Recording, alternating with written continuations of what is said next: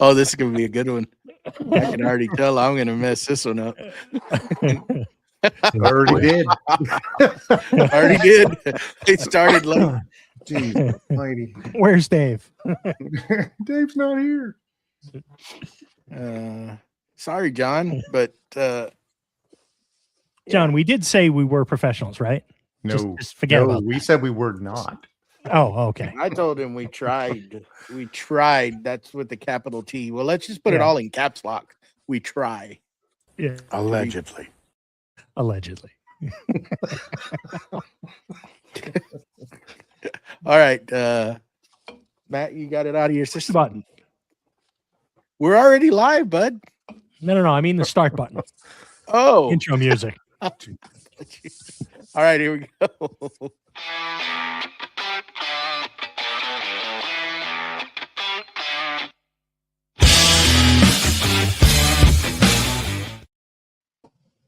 Welcome to Creative Makers Podcast, episode 133.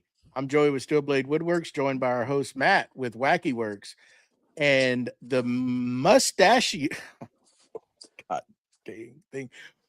The wooden mustache, and Steve I from Steve I Designs. This, you changed something in that today. Something's changed. I didn't change anything, man. Anyhow, and we also got a special guest, Jon from Severn View Custom Woodworks. How y'all doing today? Hello. Apparently a little bit better than you.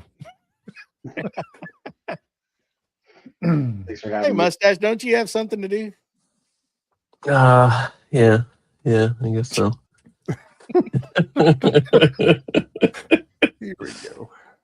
I would love to shout out some randomly picked out patrons that are helping us keep the lights on and supporting the show. And I will start us off with Jeff from Fitzsimmons Custom Woodworks, JR from Trey Studios, who's in the background, man in the stage, and Steve from S. Bruns 6. We thank you three and all the rest of our patrons. And if you want to join them, we got a giveaway today. We won't let you enter if you're not a member already. But if you want to join our Patreon, you can go over to supportcmp.com and tell them I sent you. All right. We're going to try and get this back on track a little bit here. So today's guest is Jon Bullough. He's the owner and operator of Severn View Custom Woodworks. Jon is a Navy veteran and graduate of Duke University.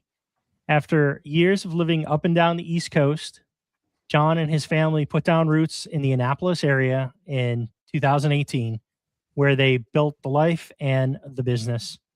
We're excited to welcome Jon Bullough from Severn View Custom Woodworks to Creative Makers Podcast. So, welcome. Thank you so much. Welcome. It's good to be with you guys. Thanks. Thank you. So, Jon, Thank you. why don't you let those in the audience who are not familiar with you just a little bit about you? Yeah. So, like you said, I've kind of had a interesting career. Been in the Navy, been in some other things, and kind of started my woodworking journey more than 5 years ago. I'm not even sure if I could track down which year it was. I probably could. But I've been doing woodworking for at least about 5 years, and then took it full time about 2 years ago. So it's been an interesting ride. Kind of getting off of the hamster wheel, I guess a lot of people say, and learning to be an entrepreneur and learning to take risks, and it's exciting. That's all I can really say about it. It's been really educational, and it's been a lot of fun. So, where did you start out? You said you started a couple years ago with the woodworking. Where were you before that?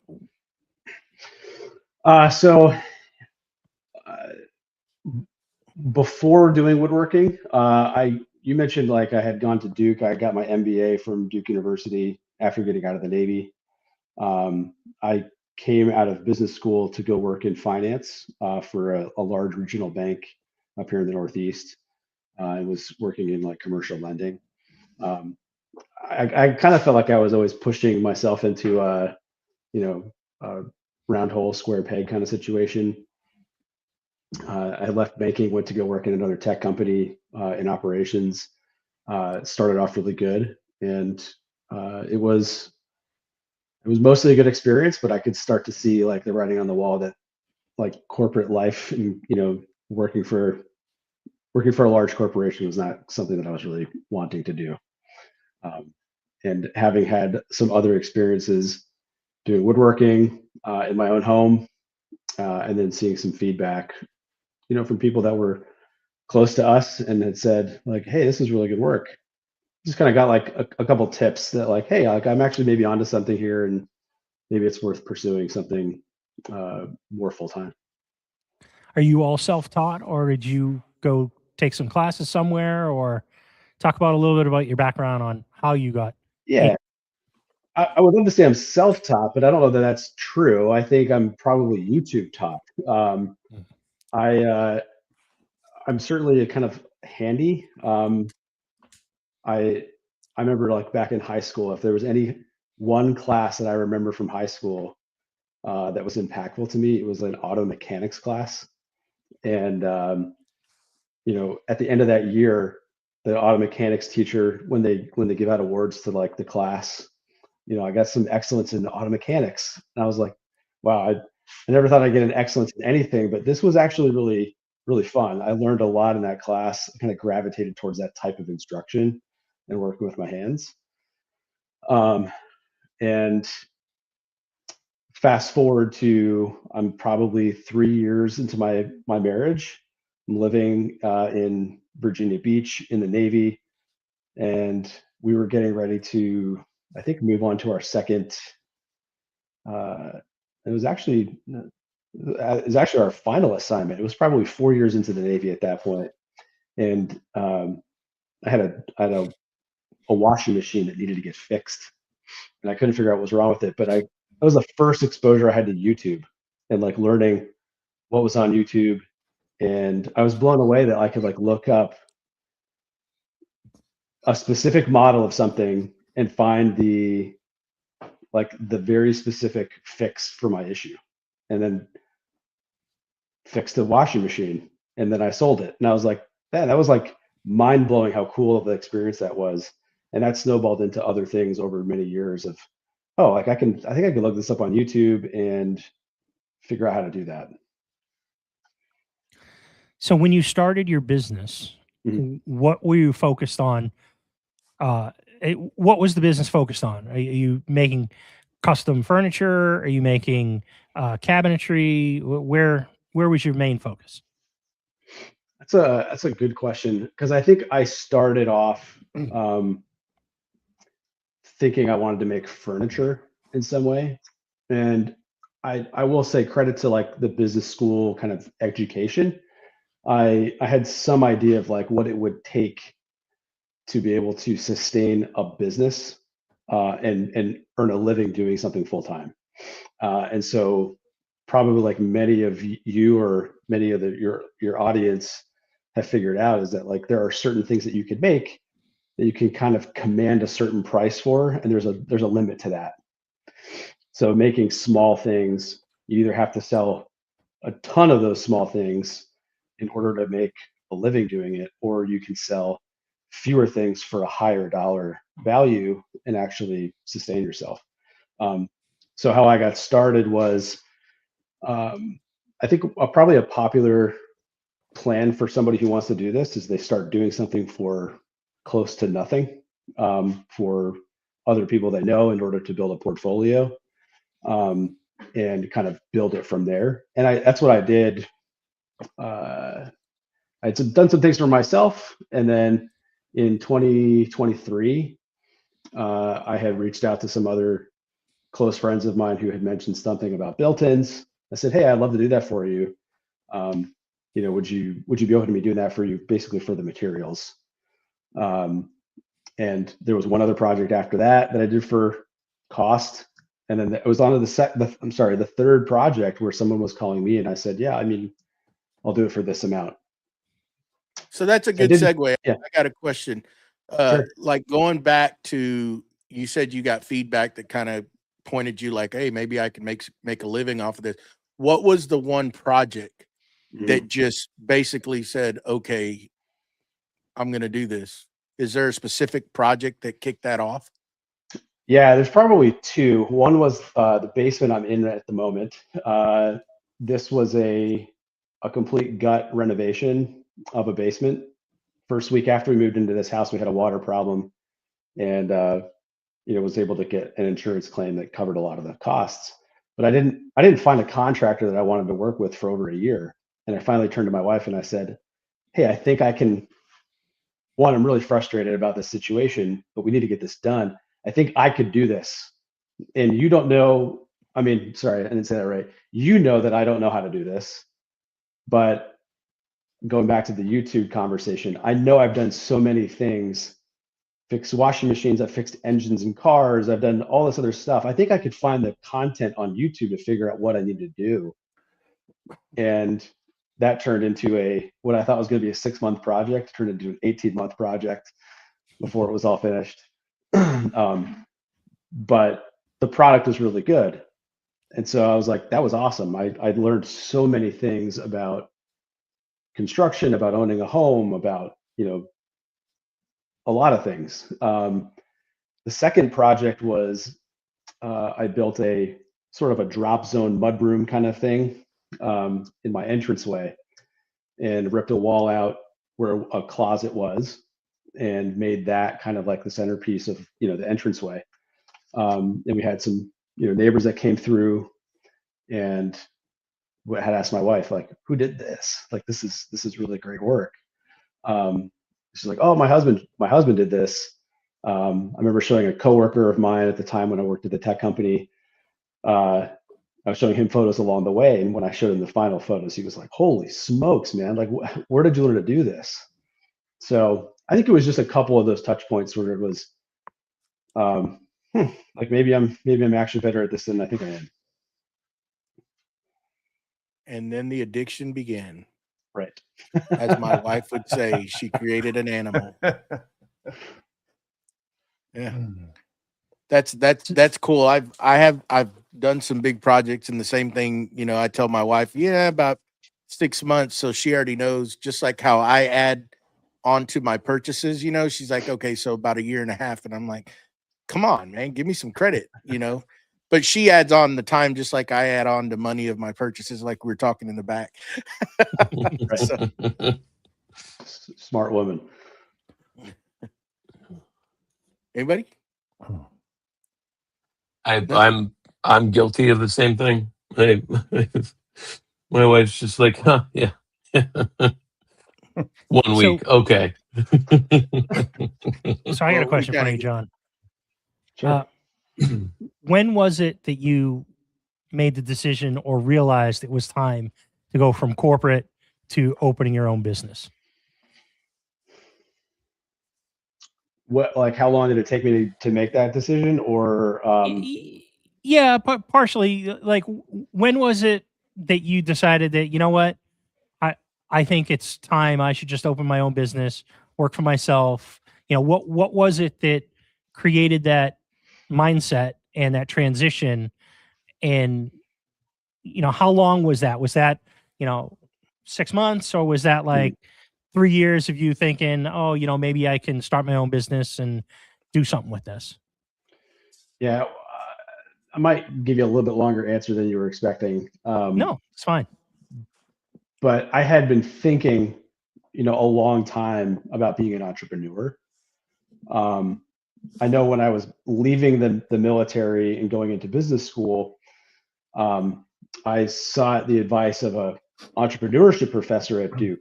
And I sat down with him, when I showed up to campus for the first week, and I was telling him about what I wanted to do, what I had interest in. His advice to me was actually, hey man, I don't normally tell people this because I'm the entrepreneurship professor. But one of the lenses I kind of look through this, situation is, you've got 4 kids and you're not retired from the military, but you have a significant amount of like personal risk or a lot at stake that a lot of like 27-year-olds who are going into business school might not have. And I tell those people, you can take as much risk as you want. You're still going to have the opportunity to mess up and get back on your feet. Situation is a little bit different for you. And so I don't know that I would encourage you to go into this like entrepreneurship program. I was like, my feathers got like really ruffled by that. I didn't like hearing that advice. But I took him, at his word that like he knew what he was talking about. And I went down another path. I studied marketing. I studied, some other things kind of in the business realm. And I tried to go work in marketing. That wasn't like a great fit. And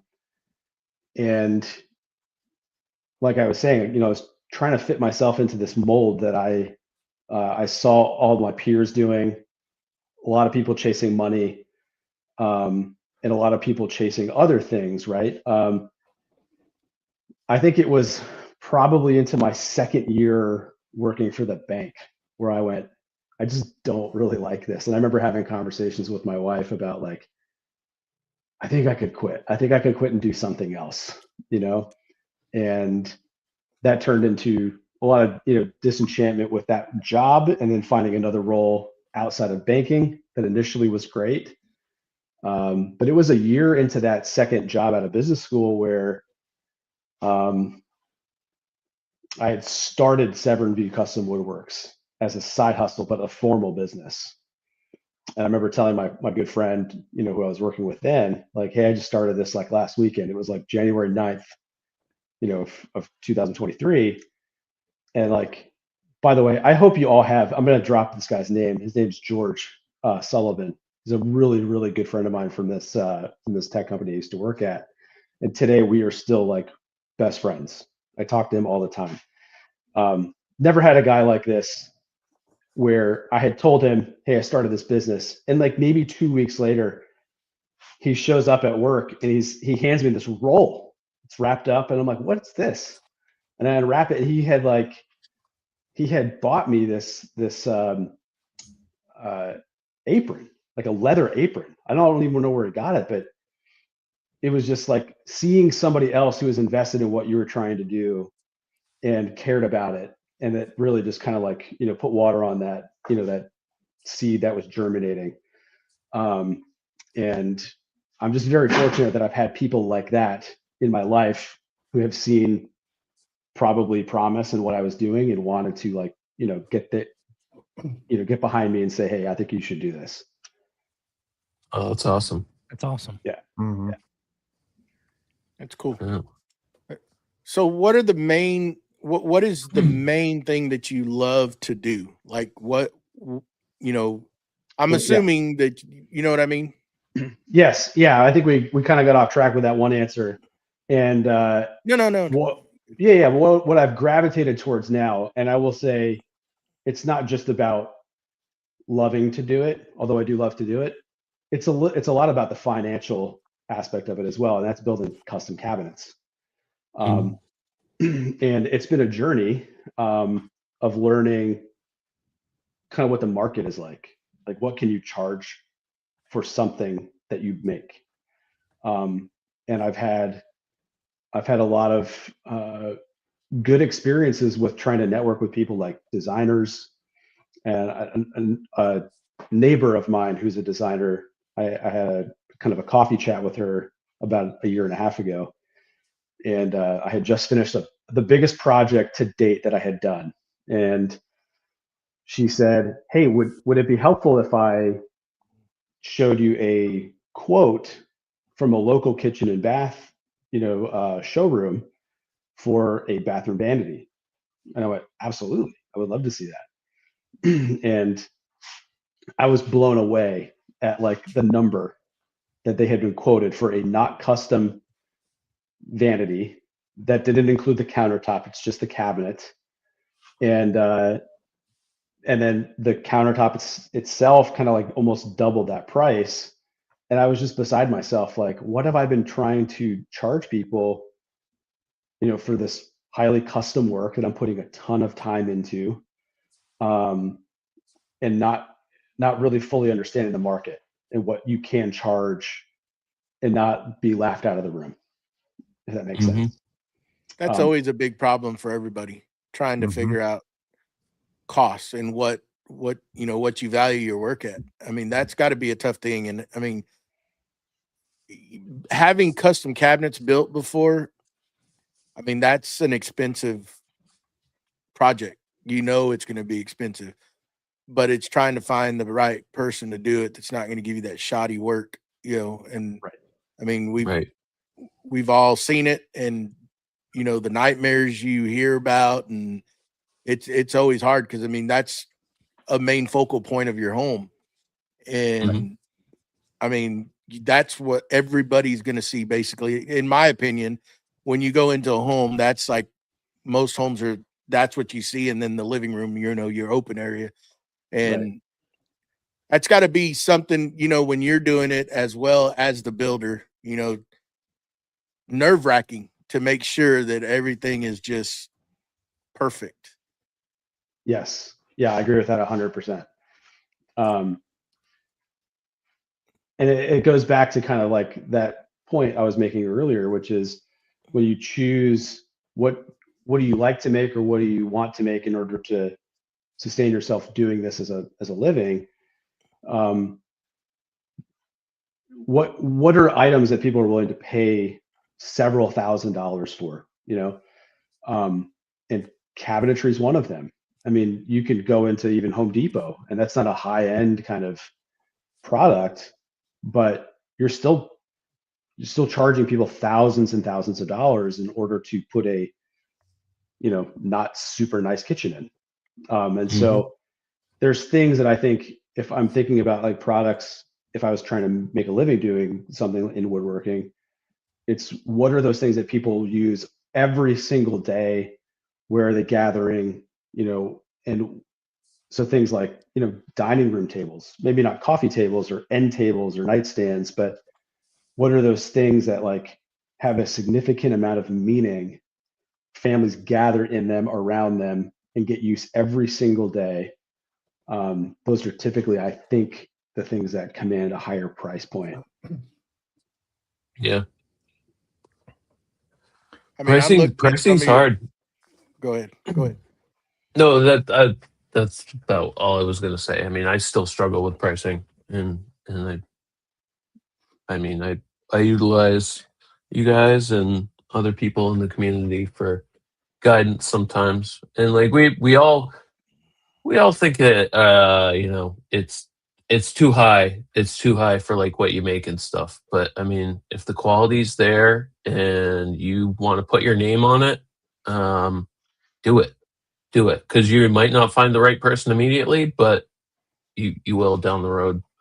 That's going to value what you're asking for. I just think it's a struggle, especially when you yourself, you're counting on that. You got a family to support, right?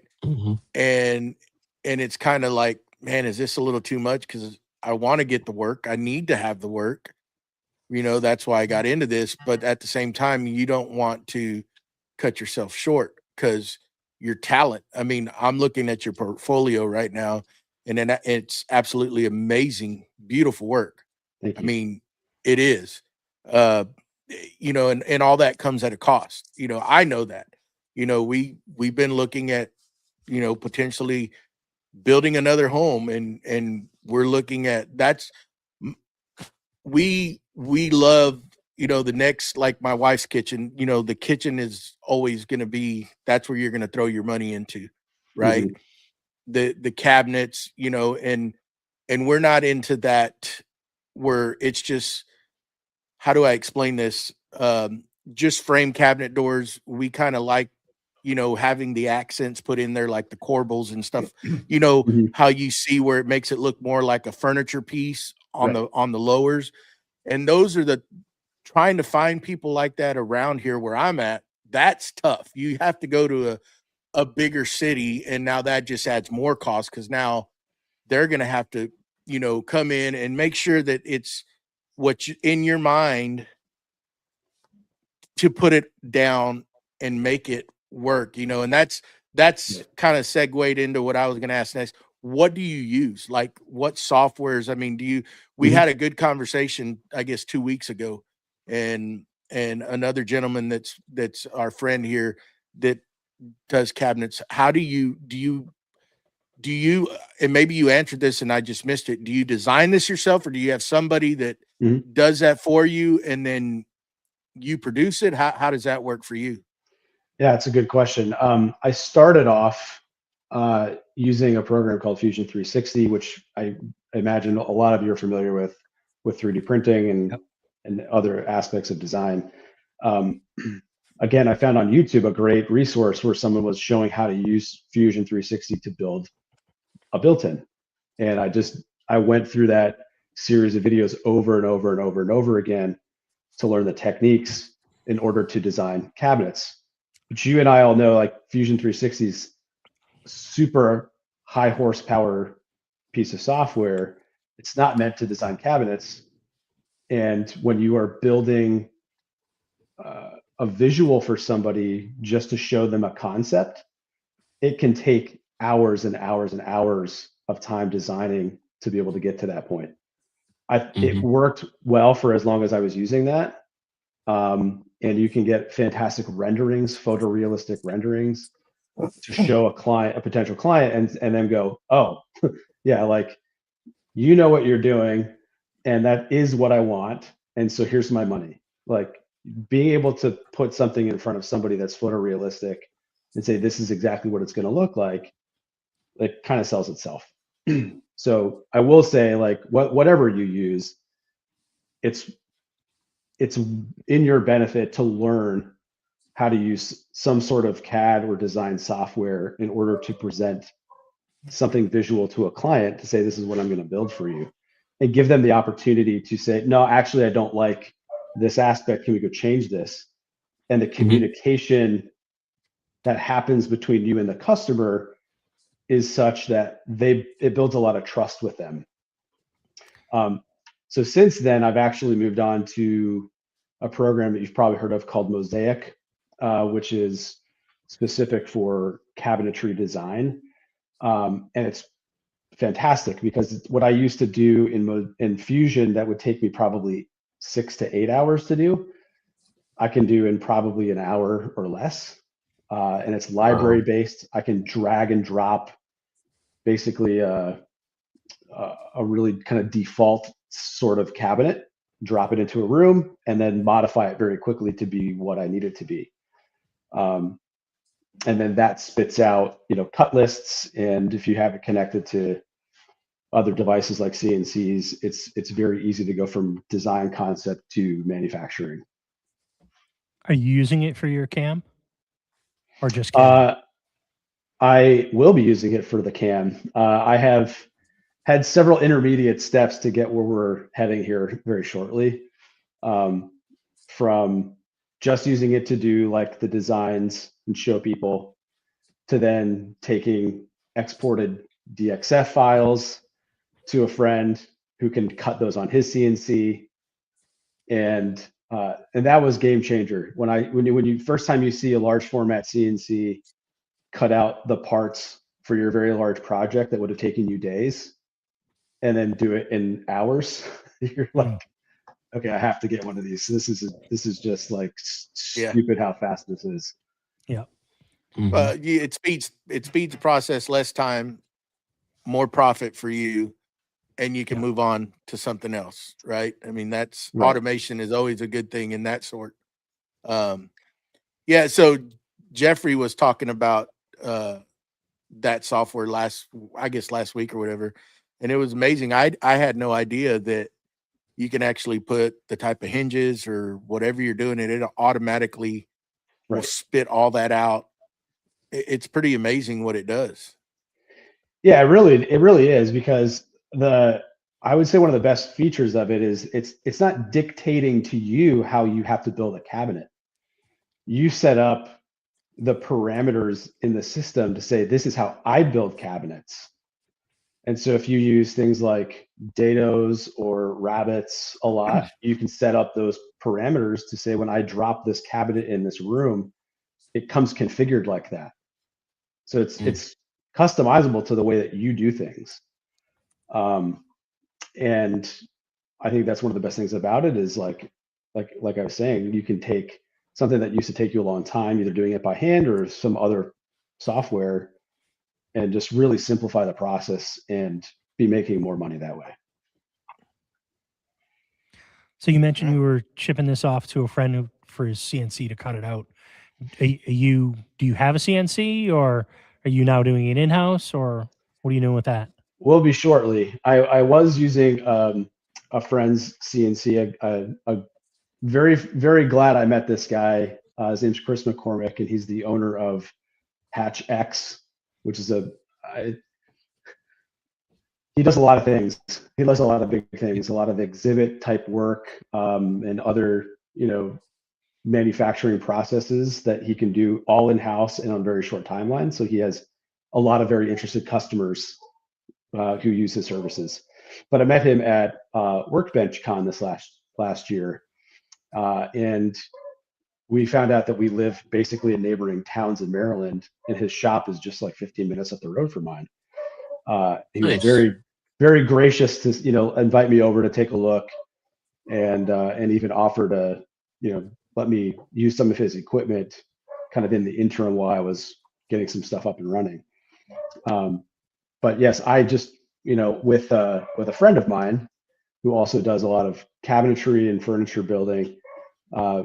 He and I created a joint venture, went out and got a lease on a space, and also purchased a 5x10 CNC to be able to speed all this up. So very blessed and fortunate that I have another person who's like-minded, and we have a lot of the same processes that we can benefit from sharing the space and the equipment. That's great. That's Nice. great. Yeah, that is. That's pretty exciting. I mean, It is, to say the least. It is exciting. speed you. Is this your first one to have? Is this gonna be the first time using one? On my own, absolutely, yeah. We had the thing delivered on Wednesday into the shop, and that was nerve-wracking. Like, I think it's interesting when you call some of these CNC companies that there's not more kind of white glove service to get it to you in your space. The deal is like, you buy this super expensive piece of equipment, and then when it shows up, good luck. It's on you to get it off the truck and into your space. Mm-hmm. So we what did you get? What did you get? We purchased a Shop Saver Pro 510 model, and it's amazing. It's the same thing that my friend Chris over at Hatch uses, and that he's had for more than 10 years. And it was pretty much his recommendation. Like, I've had this thing for so long, and it's only been down one time. And when it was down, it was back up and running in 30 hours. That just kind of sold me right there. Like, okay, I know there's a lot of CNC manufacturers, but when you get that's a full blown. Oh, sorry, I didn't mean to cut you off. I was gonna say that machine's already put together, so that's a task to get it unloaded. That's a massive machine, right? It's not like what us hobbyists do over here, and we get to put ours together. I think you get a great education probably putting it all together. There's a little bit of assembly required, not much, but that's what's holding us up at the moment is the lead time on a couple other auxiliary pieces of equipment to help it run. So our dust collector is supposed to be arriving tomorrow at some point. We still have to pipe it, and we're still waiting for a couple other pieces to our compressed air system to arrive before we can really be using it. So, but it's in its place. It's powered. It's just, we're chopping at the bit to get it up and running so we can start making stuff. That's awesome. I bet. Yeah. So I just want to go back to pricing for a second, and sure. It's always a topic. And I had an experience where I did some custom vanities, for a multi-million-dollar home. They had they told me the price of what they paid for the cabinets for their kitchen, which was almost $100,000. And I went and looked at them, and I was just like, I thought that everybody used Baltic birch. Everybody uses the high quality stuff. So my stuff's all Baltic birch, and it's all, the front faces are all one solid piece of hickory that's been cut out. So it looks, and theirs was not. And the guy came to me and said, if I did my cabinets your way, I would lose my hind end. I couldn't build them flat for that. And I'm thinking so how do you go against apples and oranges when you have somebody else bidding against you, and it literally is apples and oranges of what's being built, because the quality is not, they're using some, regular hinges, you're using European or whatever hinges, you're using high quality stuff, and how do you go against that? I guess that's my thought. Well, that's a really good question, and I would say I haven't necessarily been in the situation where I've seen a competing bid that I was also competing against. I have had this situation though where somebody, a potential customer, balks at a price and says, "Oh, well, this is this much compared to another project we recently did, and that costs this, and this is like half of that." And so sometimes it's not making a comparison between another bid, but it's in somebody else's mind, why is this so much to begin with compared to something else I had done? And it's an important thing to understand that needs to be communicated, is what you're comparing it to is an apples and orange comparison. Like, if what you did in this other room is not custom work versus a full-blown mud room plus a laundry room, and that is all custom cabinetry, there's a reason why the price of what I'm quoting you is a certain amount versus what you did for this other room, the full build out, and it's just important to know that, like, that's the argument that needs to be made is comparing things like the quality of materials, the quality of hinges, like, and sometimes it's not worth having the argument at all. it's realizing that, like, there's not really anything I'm going to gain from having an argument about it, and just standing on your price and saying, this is what it is, and you can take it or leave it, and I'm happy to even refer you to somebody else. And sometimes the ability just to say, no, I'm not going to compromise on the price because I know what I need to make, for my bottom line. That's really all you need to do. And sometimes that means you lose a job, and a lot of times it means there's another job right behind it someone's going to ask you about, and if you've taken the other one at a lower price, you've already lost the opportunity to work on the other one that would have paid you more. Okay. Yep. Yeah, Jeff brings up a good point that pricing is a never-ending evolution, constantly changing with material costs and hours for labor and anticipating. I remember when I was doing some professional photography and commercial photography, one of the things that we always just struggle with was pricing. Same thing most people struggle with. And one of the things that I had to come to realization with is that I am not my client. So the type of photography work that I did at the time was a much higher end than anything I could ever afford. So that's another thing that I think is really important for small business owners to keep in mind when they're pricing jobs and everything.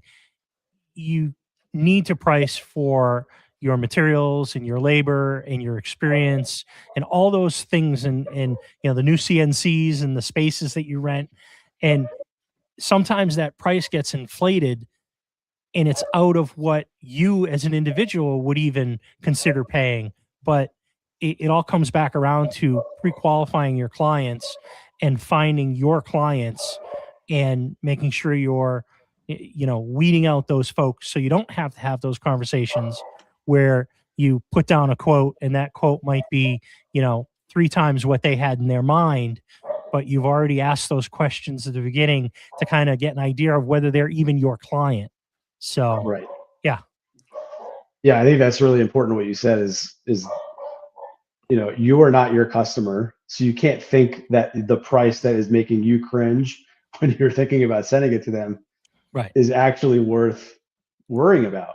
And most of the time you're going to send a number and someone's going to balk at it because they just don't understand. And a lot of those cases, I was just having this conversation a couple of days ago. I think what the goal is in like you're saying, Steve, pre-qualifying somebody is to spend as little time as possible figuring out, are you kind of in this zone of agreement?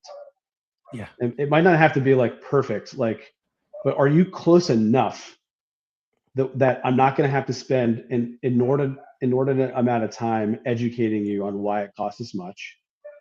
And if there is any negotiation, that is not a significant amount that's going to derail your profitability. Absolutely. That brings up another good question that Mike had about what are some of the best lessons that you've learned with dealing with customers in relation to making sure that you are on the same page with their vision and making their project happen. I think it goes back to kind of that design phase before you start building. One, the first time that you approach a customer or they approach you, what is the conversation that you're having? And I was never a consultant, but I heard this, just this drum beat on me through business school and after business school, working in the corporate, world, which was, don't be the guy who's just there to take orders, or the girl, right? Don't just have someone show up and say, I want this. And you say, yep, I'll have it to you like in 2 weeks. You being able to ask questions about why is that what you're looking for? Like, tell me more about your project. Tell me more about what you're trying to achieve with this project. You sent me these kind of photos that are inspiration photos. Why is this what you think that you're looking for? And having a consultation with that customer, because you've been doing this for a while. They have no idea. They don't even necessarily know what questions to ask. Mhm. So you kind of have to lead them through this journey of like exploration. I'm not going to assume that you know why, but I'm going to try to tease that out in the conversation to figure out what is the right thing to be building for you. If you're trying to build something that's a built-in and the room is going to be primarily intended as like a playroom for your small kids, you're obviously looking for some sort of storage for toys, for games, and probably when you've cleaned it up, you kind of want to hide it. Mhm. So a bunch of bookshelves is not going to be the best situation for you. You're going to want something that has doors on it, at least in part. And so just like having the conversation where you can kind of consult them. The second phase of that is like, okay, I've taken all the notes from that consultation, and I might even sketch something out on paper with them and say, here's what I'm thinking. Is this kind of like what you are in agreement with? Okay. And then I'll go back and I'll do all the CAD work and then present them something that we've basically discussed at length and use that as the proof of concept, saying, is this the vision that you had for these, 3 or 4 reasons? And then when they say, yes, this is exactly what I want, you might have gone through maybe 1 or 2, maybe 3 iterations of that design phase. It's at that point when you're having them sign a contract and signing initially next to this drawing saying, yes, this is what I want. And then you and I know before we even cut anything what it's going to look like and why it's going to look like that. So educating your client, making it easier on you. Yeah. Yes. And that I feel like I was just going to say, I feel like that kind of establishes a little bit of, I don't know if trust is the right word, but that education kind of establishes a little, this guy knows what he's doing. He asked me some pointed questions that I didn't even think about, and, kind of puts you a little higher up in their respect, kind of. Yeah, I agree with that. Yeah. I mean, and at the same time,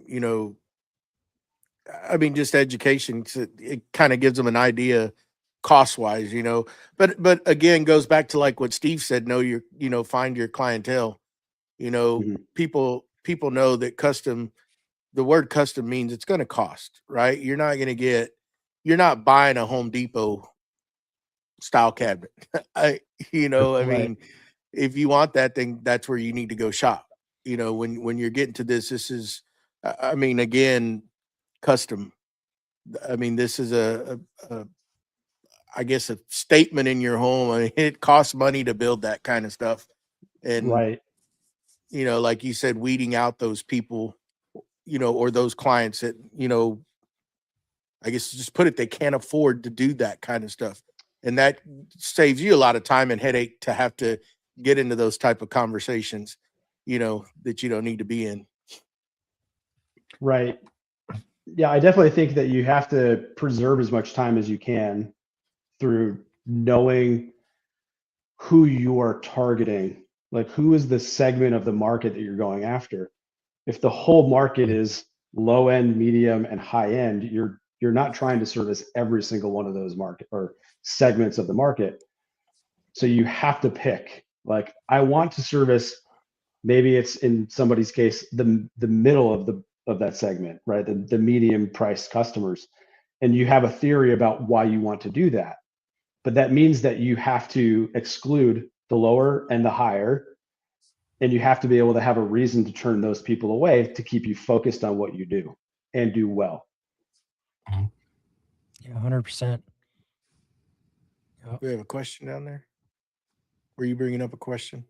No, I was just, we were talking about price, and I just threw it up that, Jeff says as a professional cabinet worker, he still can't afford his own work. Exactly. Which goes right back to what I was saying earlier. I mean, when I was a professional photographer, I couldn't afford, to pay what it was to shoot a wedding or, a commercial job. It's just not something I was in a position to be able to afford. Right. I think sometimes too, with a conversation with a client, that they're, I think that price is too high. If you lower your price without changing anything, you're saying that your price was too inflated to begin with. So you need, Right. well, we can adjust this by taking this away, so the price isn't that high. Mhm. To show them that price is the price. Right. You're reducing what's being done to lower the price. Yeah, I think the real hope, though, is that, as John was talking about, like that consultation, that 15-minute, half-hour conversation at the beginning of your interaction is really to pre-qualify them. And you hope that you don't get to a point where you put that bill in front of them. And, as Matt, you were saying, the $100,000 worth of cabinets in that home, you don't put down a quote for $100,000, and that's, 3 or 4 or 5 times more than in their brain what they were thinking of. Right. So, that's that pre-qualification. Mhm. Yeah. And I would say, Joey, like, we've all had those thoughts of like, well, the word custom should signal that this is going to be expensive. And as many times as I think that to myself, the number of times someone reaches out and we start a conversation and they're thinking, I was thinking it would probably be about this. And someone says something basically around the cost of the materials. And you're like, I'm sorry, but that's not feasible. Like, it's just not, Yep. The materials that I use alone would cost about what you have budgeted for that project. And we haven't Or, factored labor. That's already weeding them out right away. You already Yeah. know. Okay. Yeah. I've done my research. I went and priced them at Home Depot. Right. Well, Yeah. I think an easy way to even bring that up without outright asking is just ask early on in the consultation, do you have a budget already in mind for this project? And if Yep, they that say, right yeah, there. I'm looking at spending 12,000 to 15,000, you already know, oh, well, my service for building these kitchen cabinets is going to be, 20,000. So that's already twice what they want. And, Mhm. you can very quickly say, I'm not sure I'm the right fit for your project. And if you have someone that does service that, a friend or another business associate, you kick them that way, right? Exactly. Yeah, you definitely you need to be able to sidestep certain projects, and for various reasons. Sometimes it's not about the price. Um, Sometimes you can look at a project and realize how complicated it's going to be. Yep. And sometimes those are exciting. You're like, I want to do that because I do want the experience of something that's really complicated. It's going to teach me something, and I'm going to have more experience on how to do that in the future. And other times you realize, I don't want that. That's going to be a massive headache. And I know when it comes to install that job, I probably can only realistically budget price wise for that customer a certain amount, but I know it's going to take me probably twice as long when I get in there. Right. And I'm going to uncover this Mhm. situation or that. And I've never installed in this particular situation before. And every time that you're doing work that you weren't budgeting, you're working for free. And it's not worth doing. Is that a conversation? I mean, so I've been in that. It's brand new. It was brand new built, and I thought, Mhm. well, this is all going to be squared up, and this is all going to be good and right. And there wasn't a square angle in that entire house. Yeah. I mean, literally, the walls were bowed in and out, in and out. It was bad. Is that just a change order conversation, or is that a No, not necessarily. I think that's part of the risk that you take on as a contractor or a maker of something is you have to plan on what's a reasonable expectation with not a lot of hiccups. And you buffer that with, well, I know there's going to be some hiccups, so I'm going to increase it by this much to try to account for that. But when something starts to take more time, I don't think it's a reasonable thing to go ask somebody for more money unless it's changing the scope completely. Like, hey, we tore into this wall and there's this issue. We really can't even put cabinets right here. Like, that's different conversation than, hey, this wall's really out of square and I'm having a problem like installing it properly. Like, that's more of a you problem than a them problem. Yeah. And Yep. and that's just something you kind of have to eat and maybe take on as like the cost of tuition, learning how to figure that issue out. That's how I look at it, at least. Are you going over to those? So you have your consultation call. Are you going over to the customer's house before you even start cutting anything, or start doing the design and stuff to be like, oh, this wall looks wonky, or I do, yeah. I start usually with a phone call, and it kind of depends on where, like, how did they reach out to me in the first place? Yeah. I try to ask that question too, like, how did you find me? Mhm. Sometimes it's through social media. A lot of times it's through Google. But what I have done is realizing that, like, I can't always be available to answer a phone or email. And some people don't even want to reach out via certain channels. You kind of just want to be as available as you can in any different formats, right? So I created like a questionnaire. You can find that like a link on my social media, on my website, that says, like, hey, here's a link to fill out a questionnaire about a custom build. And that asks them things like, what type of project are you looking at? And there's things that they can select. There's, tell me the size of the wall or room where this is planning on getting built. Things along those lines.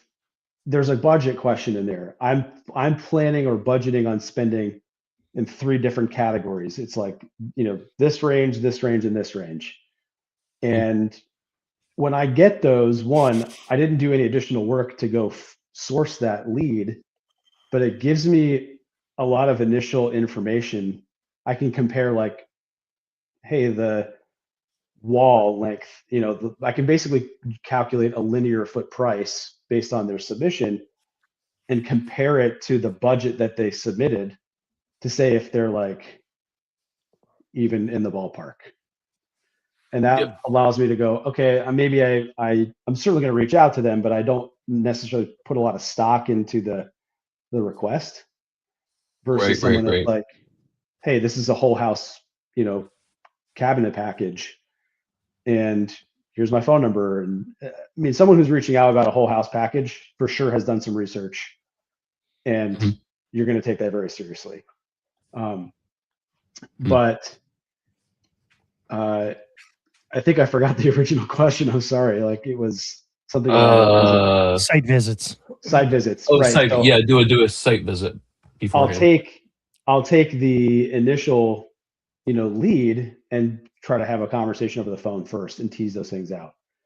I might even do that consultation over the phone and try to get to that, like, what if it's not a budget question, like a specific, hey, what's your budget? I might try to tease that out another way, which is, how much are you looking to invest, in this project? Like, or something along the lines of, hey, I picked this up from another designer I met recently. Hey, have you done any other work in your house, like in the last few years? And that might indicate whether or not they've actually spent money on having renovations done. But you can kind of use those like proxy type questions to indicate whether or not they've actually invested in their home.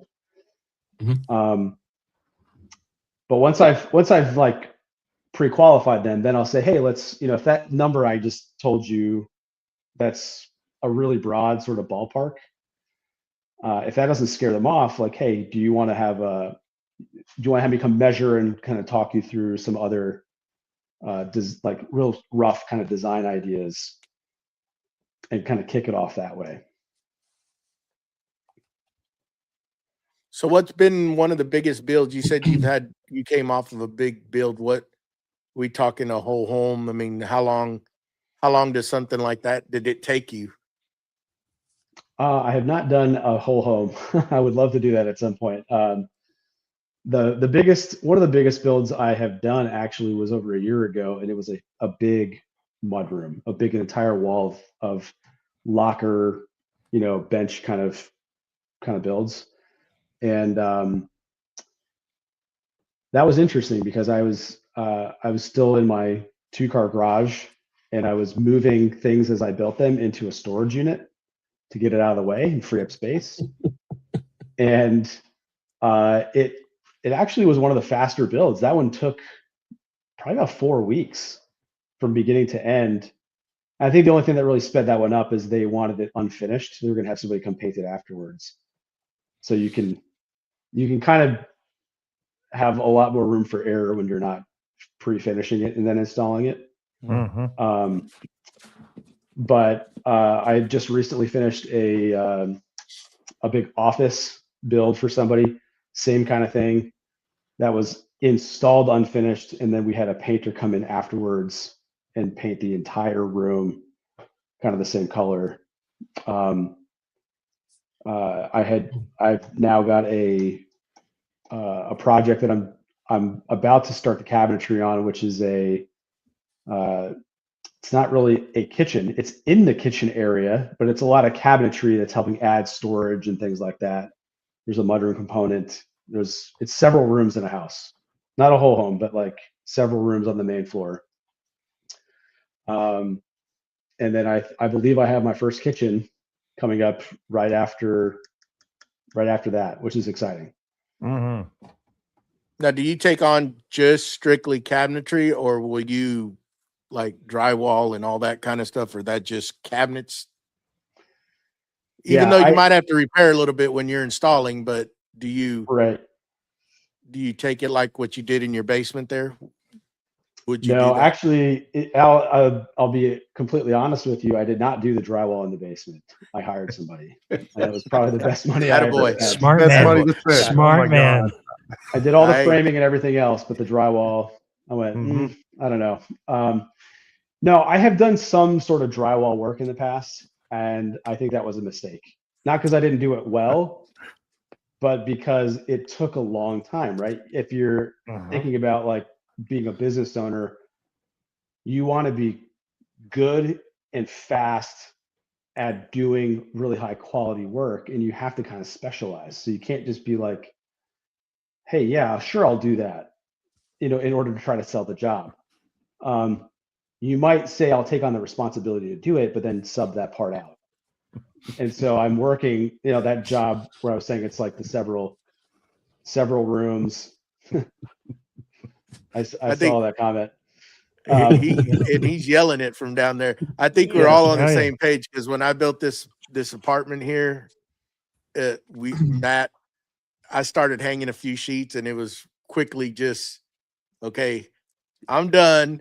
I'm calling somebody who knows how to do this crap. I mean, taping and mudding. I did this little piece here that I'm sitting in, and I hated my life. I knew I had learned from the apartment, and I was like, well, why the hell did I get myself into this again?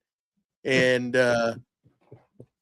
never, ever again will I do that. That will always be hired out. I'm with you, no, man. it's My totally first worth- house, I did horsehair plaster. I removed the ceilings and the walls and redid all that. Oof. Never again. Wow. Never again.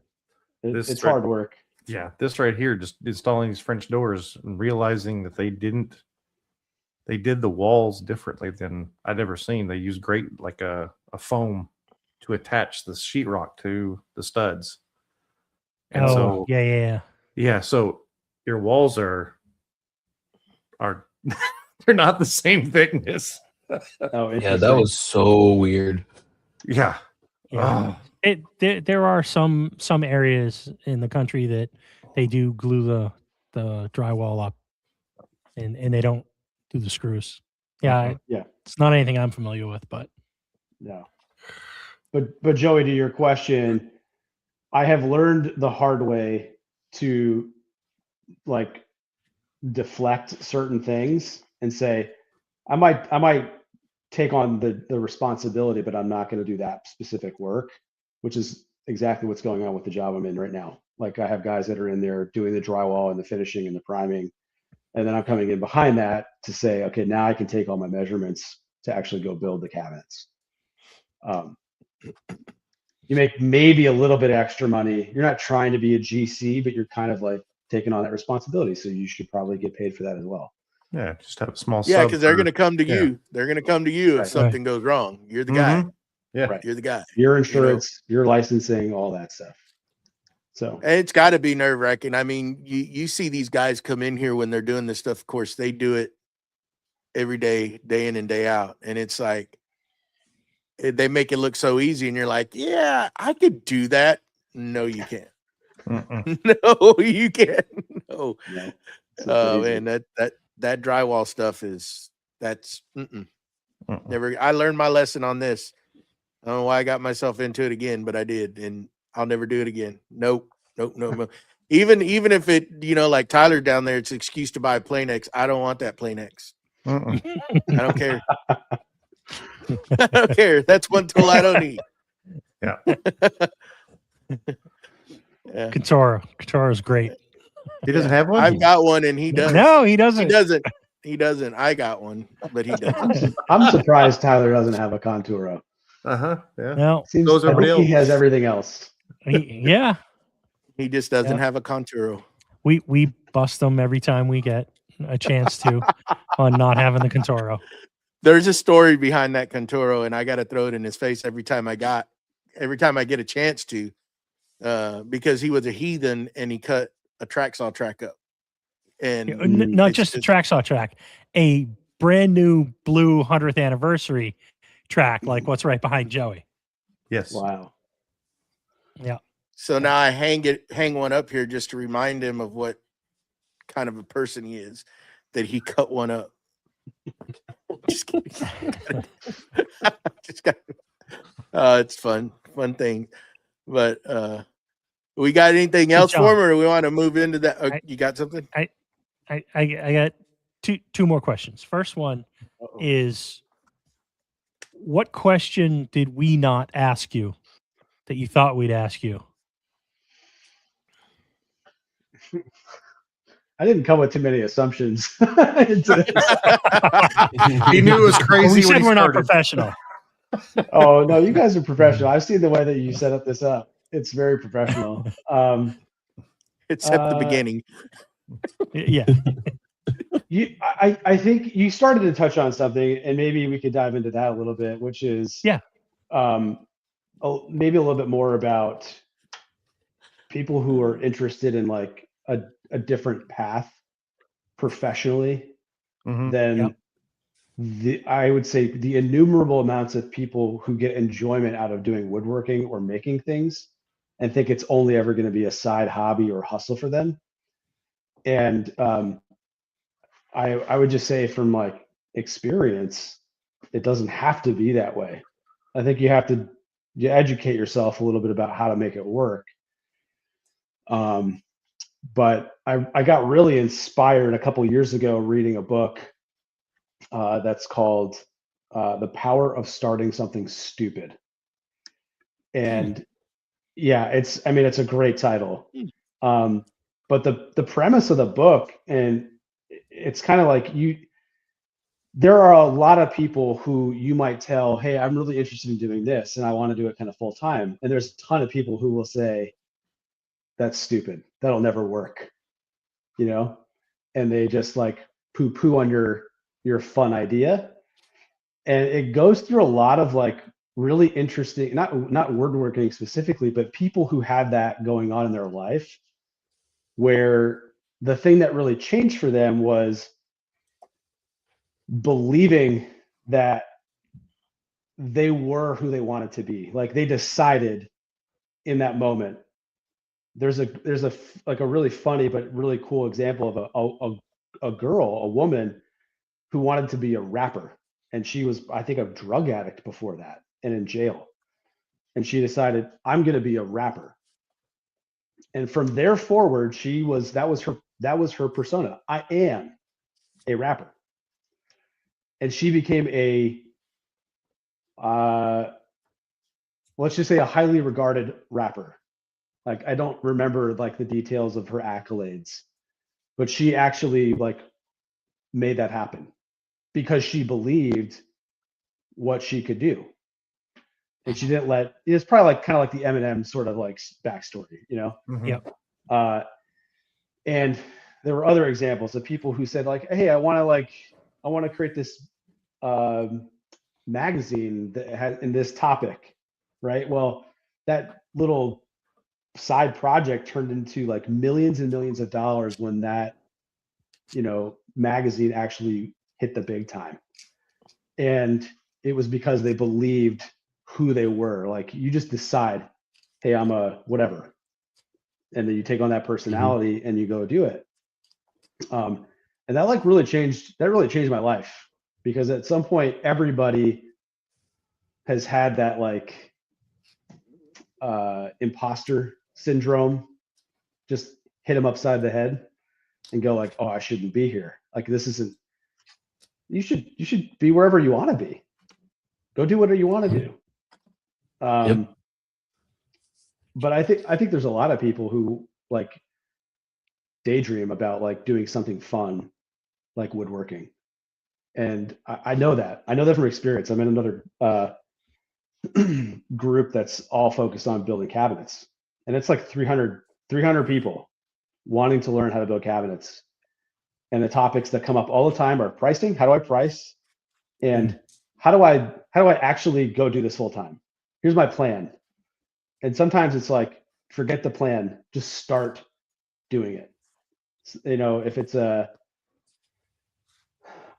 here's my 10-step plan to start the business. Just start the business. Like, you're not going to have it all figured out from day one. It's going to continue to evolve over time. You're going to have to make pivots. The thing is starting, taking the first step, and then just adapting to the things that happen. You're And then never you'll going to find- ride the bike. You're never going to ride Yeah. the bike the first time until you try. And you may Exactly. fall and stumble a couple times, but you're going to eventually get it. Right. Yeah. Yeah. Same thing. Yeah, Along you'll the same- eventually route your path out and, keep the naysayers out of your head and just push them aside and focus, Right. That's a good story. That To is. There's expand a- on that just Yeah. a little bit, John. Sorry, I didn't mean to cut you off. To expand on that a little bit more, what is one piece of advice that you want to give someone like yourself who may be in a corporate environment and thinking about just starting that, maybe a piece of advice that either you didn't realize until you were already down that road, or maybe around the risk of starting something new? Just what advice could you leave those people with? I think it's realizing that this is not meant to sound any specific way. I'll just start with that. With all due respect. Yeah. Right. Exactly. Somebody listening to this at some point is going to go, I don't like that guy now. I'm not going to get political. Way to No. go, Steve. I'll tell you. Here it is. It might take me a minute to get to the point here, but like one thing I did this last year, because I've started to kind of really feel like the systems that we all live in are actually like this. And I told, not literally, but like I told my kids, like there's a movie I want you to see, and I'll explain why I wanted you to see this afterwards. And I showed them The Matrix, and I said, like, there's something real in life that you need to understand, and it's that like not everything is as it always seems, right? And so the way somebody sells something to you, wants you to buy something or get involved in something, it's not always for the reasons they say. And I think professionally that kind of thing is true too. Like there's a lot of people that are stuck in the mindset of I have to have a W-2, like I have to have a job. And there's probably a lot of people like me who were in that situation, and they have kind of a limited mindset. Like, well, I'm in the job right now that's paying me the most amount of money that I've ever made. And they probably don't realize that their opportunity to make more money, I'm not saying that that's the most important thing here, but just using that as an example, I might never make as much money as I am in my current job if I do this other thing. But the reality is you might make a heck of a lot more doing the thing that you want to do than just staying in the W-2 sort of situation. Mhm. And a little bit of that is like this limiting mindset of, well, it can't get better than this. Like it can get a lot better than that. And there's another, and I won't get the quote totally right. I think it's a Jim Carrey quote, who said something along the lines of, if you're not willing to sacrifice living below your current means in order to, live a life that you want to live, then you'll never know, or something like that. And I think I'm going through that right now, which is, am I making as much money right this second as I've ever made working at a job? No. But I think the potential for that to happen very soon is very real. And it will take a little time to get there. But one of those like limiting mindsets is I have to make as much money as I'm making right now. Like you might need to actually step back and figure out how to not to live at that level in order to fulfill a much higher calling, or, have a better opportunity in another couple years. You have to survive through that, but like that can be a reality for a lot of people. If you're working in a job, and they've vetted you to work at that company, you're a smart person. Like they know how to identify smart people. Mhm. And you can take that smarts that you have and do that for yourself. Do you get up every Really fun. morning ready to go and enjoy what you're doing and you're happy? I will say not every single day. Like there are definitely days where you're like, this is a hard situation. Okay, let me But, yeah. rephrase that. Is it better than the corporate life? Like not even 100%, 1,000% better, right? It doesn't mean that it's easier. It Right. is 1,000% more enjoyable because I have, the freedom to tackle the day as I want to tackle it. I don't have somebody second guessing me. Oh well, here's my idea to help this initiative. Well, here's like these 2 or 3 unstated reasons why we're not going to do that. And you just always feel like you're kind of spinning your wheels. Not everybody is going to have the same situation, but this was my experience. You kind of feel like you're spinning your wheels a lot in some of those jobs because of reasons you can't control, and you never will. Right. But when you apply that to like your own benefit, we're all very smart. Like you will struggle through certain situations, but you'll come out on the other end a lot happier. I feel like Okay. jumping, like, making that switch. Mhm. Yeah, you're dabbling in it while you're doing your full-time job right now. And I don't know this to be true. I just know it from hearing it from other people. It's kind of like learning to swim. You Mhm. keep your hand on the side the whole entire time. You never know if you really can swim or not. Right. You just know that you got your hand over there. You got the safety net sitting there the whole entire time until you take both hands off and swim across the pool. Do you know whether or not you can swim? And you're going to run into problems where you probably, but yeah, Right there. yeah, Right there. Corey summed Right it up there. pretty well. there you go. So I got one last question for you, John, and then we can move on. Who do you think we should have on as a guest on the show?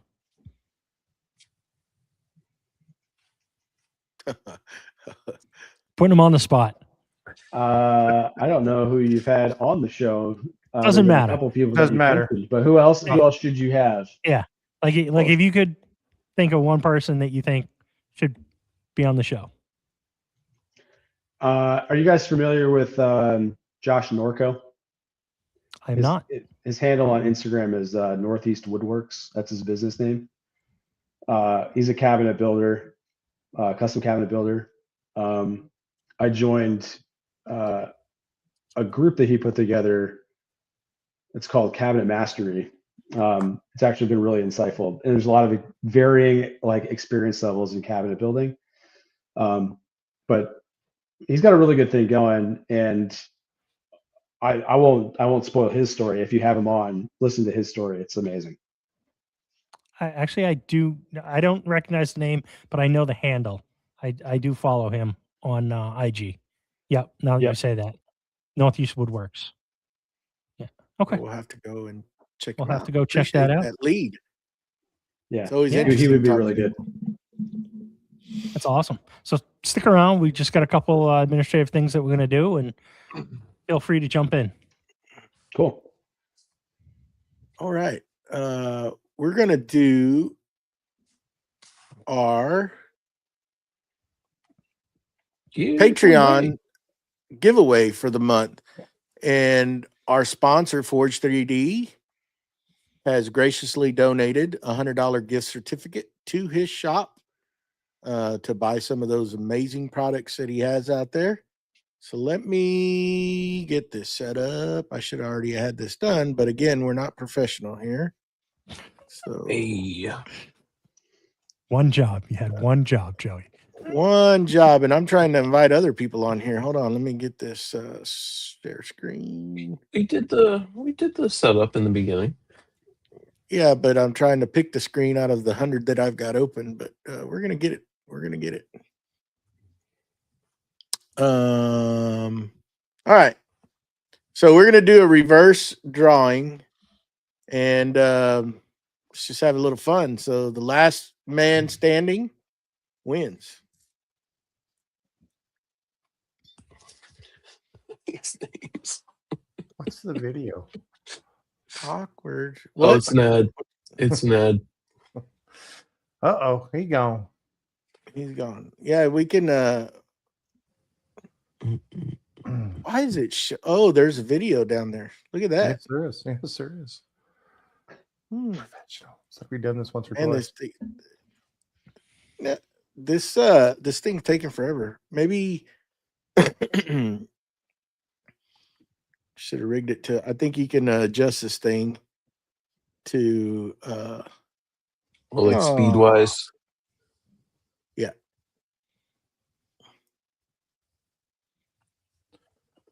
Boring. Let's do some dead audio. Y'all can talk. Good. Y'all can make funnies or something. Hey, Ron. See ya. Doo-doo-doo-doo-doo. Oh, those are nice too. Doo-doo-doo. And we need some music or something. Mm-hmm. Mr. Potato. Potato Mr. head. Potato Head. Scotty. Uh-huh. It's potato. Potato. It's a potato. Later. JR, see ya. See ya. I wanted to rename some of our Patreon members, but Mustache advised me not to do it, but I'll have to ask him if it's okay before I do it, because I don't want to offend anybody. I think it would have been funny, but Mustache didn't think so, and I don't know why, because it would have been hilarious, and at least in my head. Oh, look at that guy. Mm-hmm. So how does this work? All So these the last names man there? standing wins. Oh, And it's all these different individuals get their name put on there, like Mr. Prusa. What the heck was that? You get audio for one spin? It's just catching up. My internet's just catching up. Sorry. It's Whisker Internet. Whisper. Cat whiskers are on there. Come on. So, John, while we're watching this riveting wheel spin, where'd the name come from for the business? Mr. Leaves. That's Mr. Fitzsimmons. you're right, Steve. That is a question I should have asked you to ask me. So I went through a list of names. This went back to kind of like the business school marketing class. Like, Yep. what do you want to evoke from somebody when they see the brand, right? And I had written down all these different things, right, that were things that I wanted people to think of when they thought of the company before it was named. And so I had a list of names, and one of them that I put on there goes back to this. It's kind of a joke with my wife. There was one morning, I think it was probably November, December timeframe. I sat up out of bed and I look out the window right to the right of my bed. And normally it's just tons of trees and leaves, but there's no leaves on the trees. And I can see all the way down this road, and I see a glimmer on the water. And I went, honey, I think we have water view. Like, I think our property value just went way up, And so that's kind of where it came from, is like this, like I live right near the Severn River.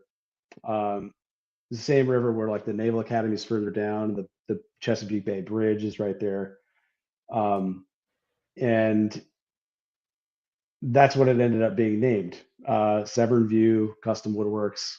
And the logo has a little bit to do with like the market, right? Like, who would I want to attract to my business? It's the people who have the ability to pay for a high-end product. So they might see a sailboat from their water view, the Severn View. So that's kind of where the name came from. Nice. Yeah. Nice. I think we're going to have to ask our Patreon members if they just want to go with one spin and be done. Because as we grow, this is going to get too long. Yeah. I'm for that at this point. Or we could do a pre-spin. We could do like a pre-spin and fast forward it and then inject it in. I don't know. It all comes in. Yeah. Mr. Tito's and Pineapples is gone. Oh, Mike.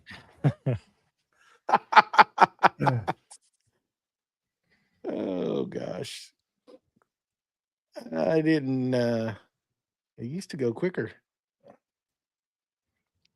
Yeah, everyone John, else. you got anything you want to another ask story? us? Please. What are you guys all working on right now? Oh, what are we working on? Well, Joey's working on getting a winner, but outside of that,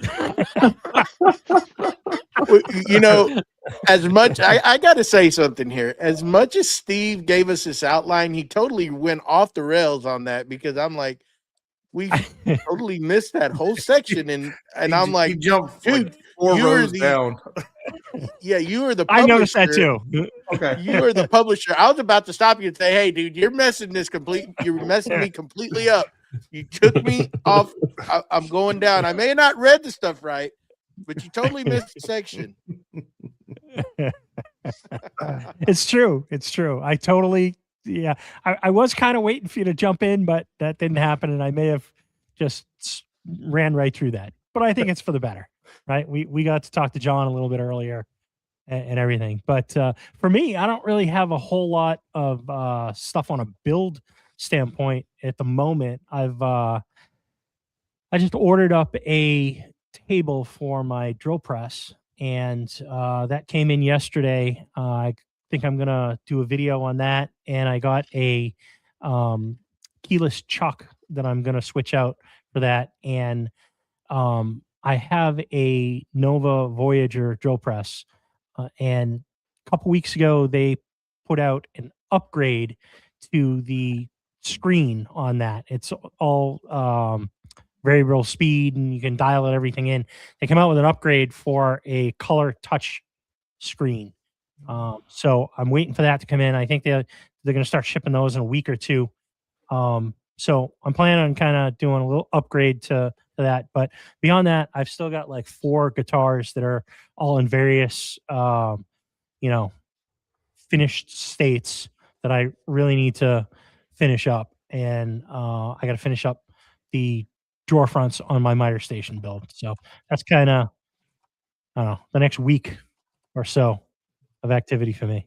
That's awesome. Steve, do you do a lot of your guitar like bodies on the CNC? Not yet. That is where I am hoping to get. Full disclosure, I built my first guitar about 10 years ago at a weekend class. It was a Friday, Saturday, Sunday at a local woodcraft store through US Guitars, US Kit Guitars. I did that one. And then in April of last year, I went out to Mark Adams School of Woodworking out in Franklin, Indiana. And I took a 7-day class with the instructor, John Ressler, and learned how to do a acoustic guitar from scratch. First one was a kit. Second one was from scratch. And then in the fall, I took a guitar class locally for making a T-style or Telecaster style, Fender Telecaster style electric guitar, which that is in the that's got to be finished. I got to do finish sanding, and then that's actually got to be put together for the first time. So I got all the paint and everything. I'm kind of waiting for it to warm up a little bit up here so I can kind of paint that out in the garage, because that's going to be a little bit more of something that I don't want to spray in the basement. So my hope is that this year I am going to end up doing a bunch of electric guitars on the CNC, the Onefinity. I spent like the last week and a half watching YouTube University and trying to learn how to do Fusion 360, and I've found some really good videos out there. But yeah, that's kind of where I'm going. So, and it looks like That's we're awesome. down to the last 2. Who's it gonna be? It's gonna be Dawn. Looks like it's going to be Dawn. Congratulations, Dawn. Winner, chicken dinner. There you go. Time Congrats. that one perfect. Okay. There we go. There you go. That's awesome. All right, Don. You can Tyler's down there. I think it would have been funny if Tyler would have won his own. I was just thinking. I was looking at that spin, I and I'm forgot like, to we not put his name in probably there. should have. Yeah, we probably should have omitted him. He's from probably that. yelling at us. He's probably yelling at Yeah. us. Sorry, bud. I'm surprised he hasn't messaged me yet and told me why is my name in there. Oh man! But That's great. do we want to get done with that last little segment of what's in the Yes. what are we doing? Who's Yes. next? Yeah. So Go, we're Matt. supposed to- I'll go last. Go, Matt. Okay. So what I got going on in the shop right now is I'm pouring concrete countertops. I'm waiting for about 7 days before I flip them over and start doing some grinding on those and get them polished up to about 10,000 grit. And then I also got some more dust collection put in for the Festool extractor. And then I used the Oneida separator, and then the the Wackerle dust right hose reel, and ran it overhead so therefore it's dropping down on top of where I'm sanding at and stuff like that, so that I ain't got hoses all in my way. I hate that. So got that done. Got trim done on these French doors that I installed, which was the thickness. That's where the thickness came in on the sheetrock. I mean, it was all over the place, but luckily my wife is a caulk queen, so she helped me out a lot on that. Yeah, with a U. But that's what I got going on right now, and then I will be starting my table for my my build for my assembly table pretty soon. So that's it. That's what I got going on. What about you there, Mustachio? Let's see. I got some of I got all the accessories for the laser in. I got the rotary, a honeycomb bed, and the light burn camera. And I had a model of the CNC bench table in SketchUp, and I had the laser kind of like on a drawer that was coming out. I'm glad I didn't start building that, because it turns out the light burn camera needs like 15.5 inches above the bottom of the laser bed. So that cavity needs to be the full height. So I finished designing that model, and probably get to building that hopefully this week. Works freaking crazy right now. I got a huge project that I got a deadline for. So got a hole in my roof somewhere. Water's frozen above the ceiling. I am super excited about it. But we'll figure out what's going on. Question on that: are you sure that it's a hole in your roof and not a condensation from lack of insulation? I insulated that. And Want me to rephrase that question, or it's detached.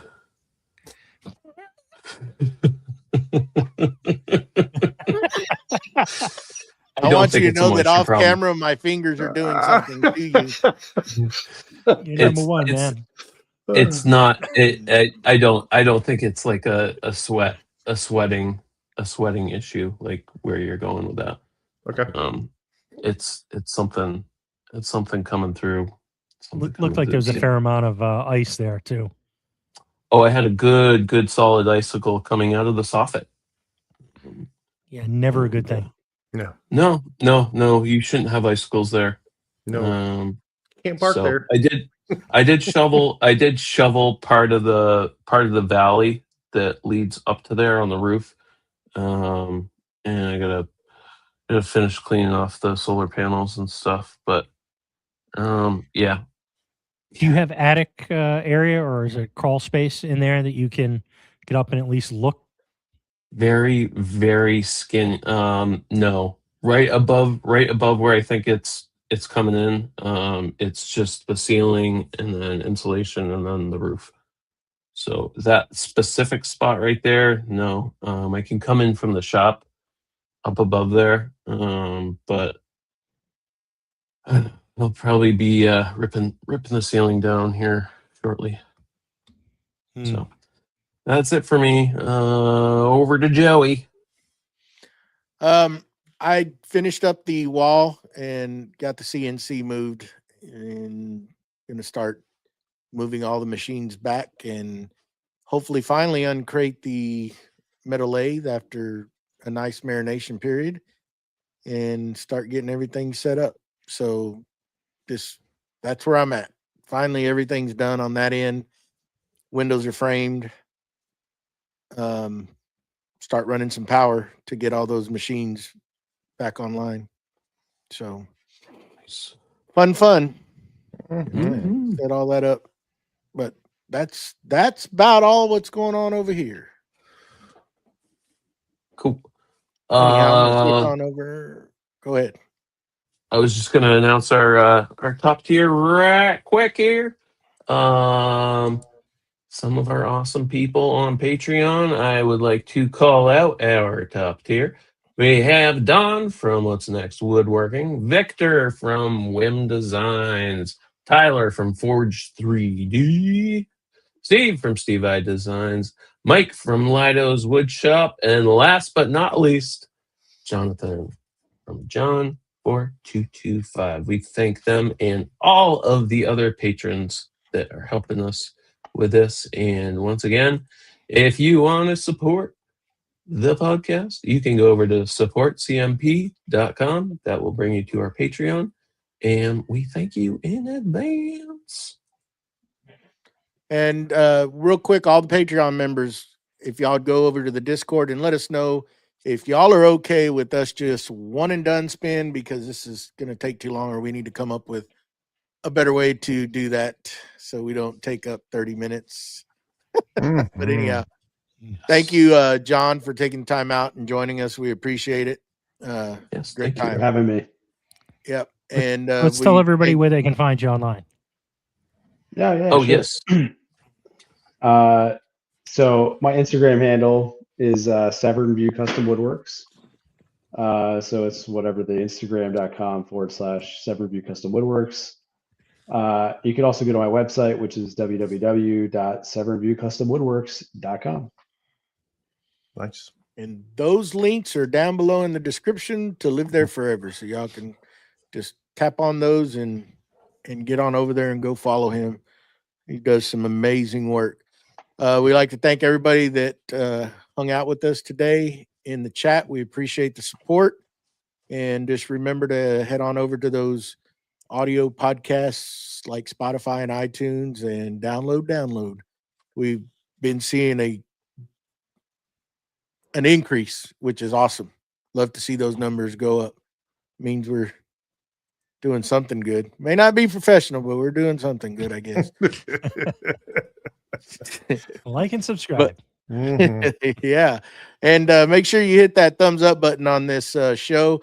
And it really would appreciate if once this ends, let it end and then come back and leave us a comment. Let us know what you thought about it. And remember, if you have anything that you would like us to talk about, if you're a Patreon member, put that down on the Discord, or you can email us at creativemakerspodcast@gmail.com. And yeah, for all scroll call questions, please revert to Mr. Steve I. He will answer everything for you. And on that note, we will see y'all next week. Bye-bye.